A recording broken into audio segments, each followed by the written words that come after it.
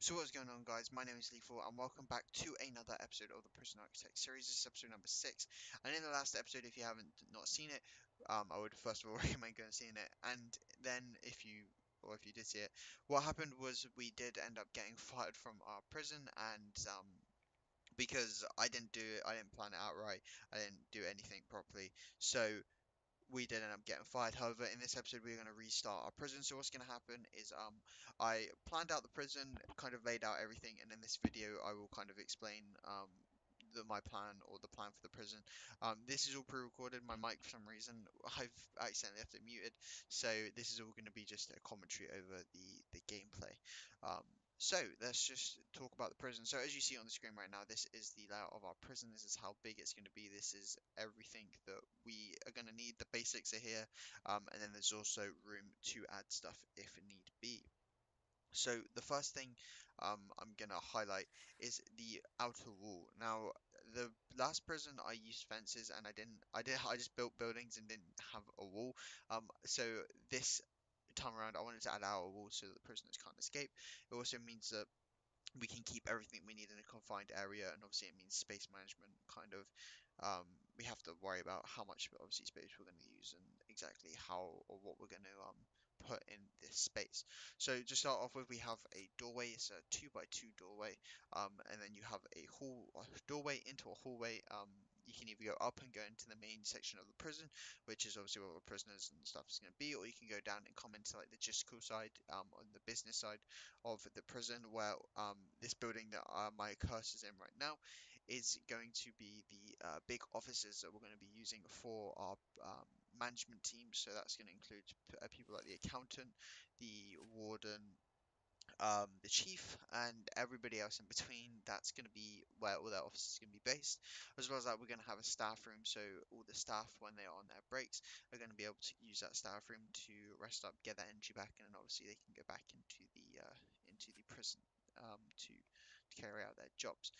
Where my cursor is now is going to be the visitation area. I learned in the last couple episodes that keeping prisoners happy is the one thing we need to do. So by having people in, or by having a visitation area, we can obviously get the families in and see their people or see their loved ones. The next to it will be the parole place, where obviously we can then let people out who have had good behaviour, and hopefully we can do that. It can free up a lot of the prison cells to bring in new prisoners.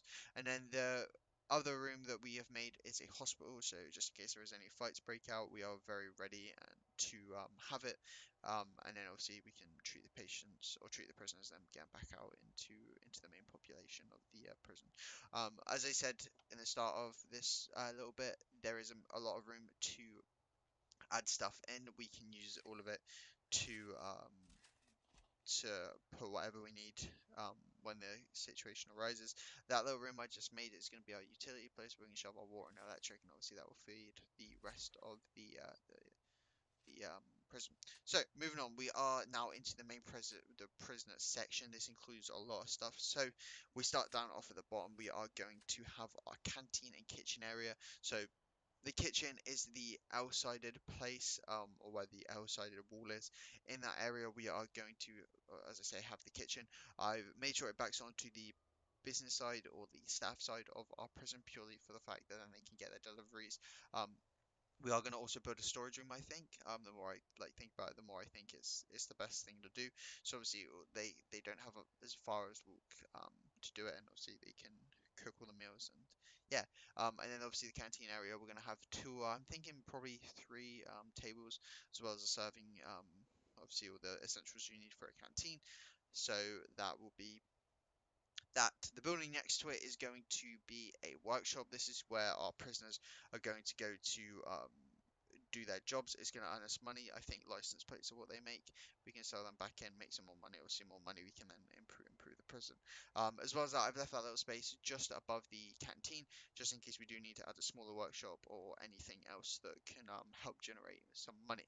So the three big prison cells. Um, there's obviously one smaller one on the left, and there's two identical ones at the top.